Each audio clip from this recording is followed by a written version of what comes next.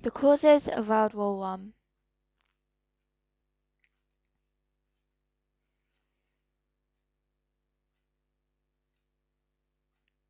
On the 28th of June 1914, the heir to the Austrian throne, Franz Ferdinand, was assassinated by Gavrilo Princip, a member of the Black Hand Gang, a terrorist group consisting of Serbian nationalists. Franz Ferdinand was on an official visit with his wife Sophie to the capital city, Sarajevo, trying to gain the support of the Bosnians.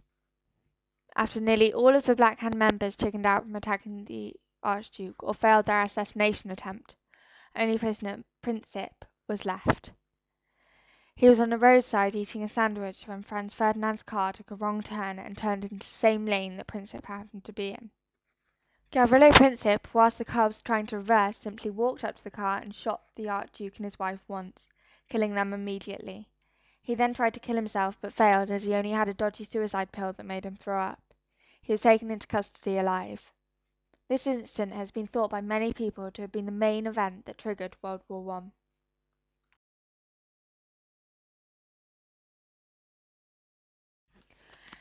The assassination was a result of Serbian nationalism and Austrian imperialism.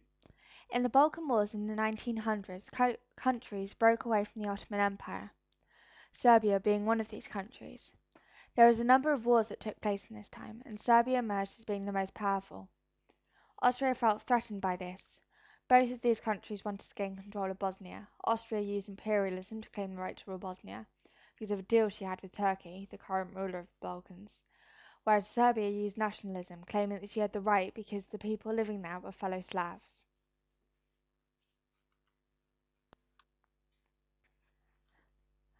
But the question was, why did Germany and Russia get involved? There is a simple answer to this question: personal misunderstandings. The bad relations after the assassination between Serbia and Austria was very risky, as Austria was backed up by Germany and Serbia by Russia. This was made especially bad as the rulers at the time preferred war to diplomacy. Between 29th July and the 1st August 1914, these men, the Tsar Nicholas II of Russia and Kaiser Wilhelm II of Germany, exchanged a series of messages, which we know today as the Willy-Niki telegrams. In these telegrams, we see the Tsar of Russia and the Kaiser of Germany desperately try to avoid a war which they both know is inevitable. However, it is not made easy, as neither of these men are willing to back down.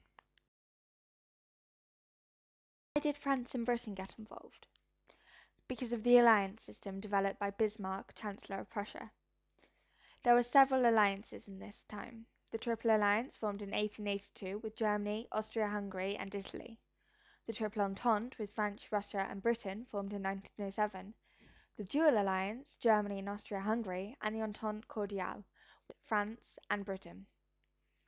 With this war already well on its way, Germany felt encircled and vulnerable. Knowing that France and Russia were both on the same side, the Kaiser knew that Germany couldn't face a war on two fronts, so they came up with the Schlieffen Plan, where Germany would invade neutral Belgium and knock out France, then would turn around and invade Russia. It is because of the Schlieffen Plan that Germany is blamed for beginning World War One.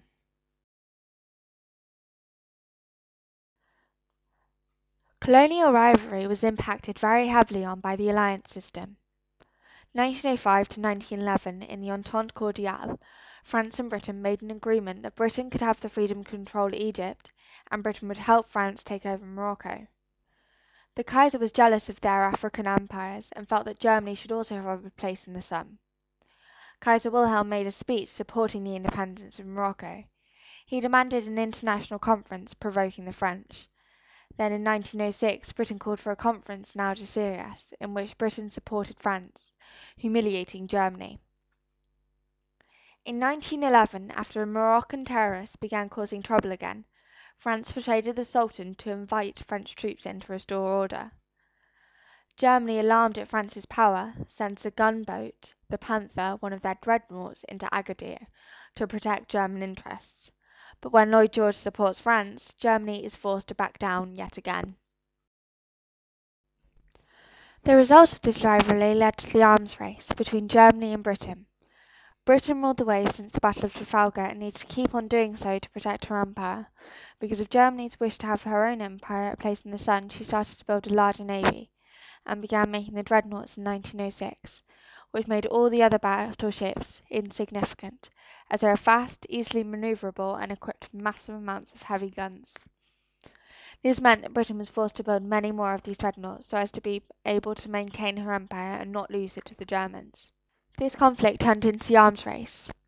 In Britain, this nearly led to civil war, as they were paying so much to build their battleships. They decided that it was necessary to tax the rich, but this law needed to be passed by the House of Lords, and as they were the rich, they refused to pass it.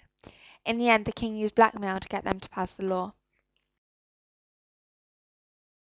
The final result of this international chaos was the outbreak of World War One, which led to the loss of millions of innocent people's lives.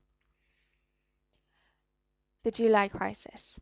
It started on the 28th of June, the assassination of Archduke Franz Ferdinand, the heir to the Austrian throne, being shot dead by a Serbian nationalist. 5th July, the blank check, Germany promising to support Austria whatever measures she chose to take against Serbia. 23rd July, the Austrian ultimatum to Serbia. Austria presented Serbia with a list of demands and gave her just 48 hours to reply. Serbia agreed to all of these demands except one. 28th July, Austria declared war on Serbia. Austria rejected the Serbian reply and declared war. 29th July, the Austrians shelled Belgrade, the capital city of Serbia. 30th July, Russia ordered her army to mobilize against Austria. Germany and Austria were alarmed. The crisis escalated. British attempts at mediation failed. 31st July, the German ultimatum to Russia. Germany presented an ultimatum to Russia to halt her mobilization within 12 hours. 1st August, Germany declared war on Russia. France ordered her army to mobilize against Germany because Germany's war plan was based on knocking out France first, then attacking Russia.